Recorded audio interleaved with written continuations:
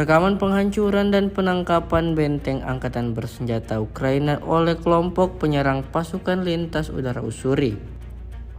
Rekamannya ramai beredar di media sosial Telegram pada Jumat 19 Juni 2024. Operator drone FPV BT-40 kubu Rusia secara intens terus menghancurkan posisi musuhnya. Hanya membutuhkan beberapa menit, militer Rusia berhasil mengidentifikasi posisi yang ditargetkan.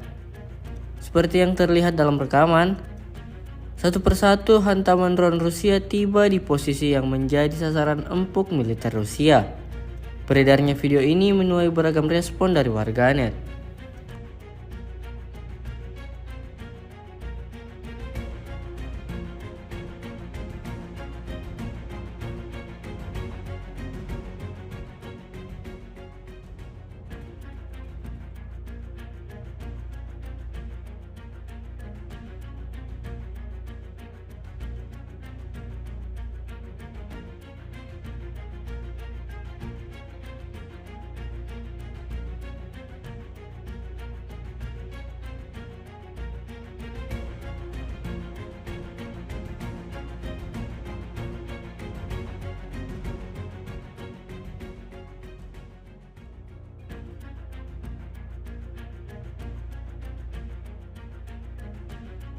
Download Tribun X sekarang, menghadirkan lokal menjadi Indonesia.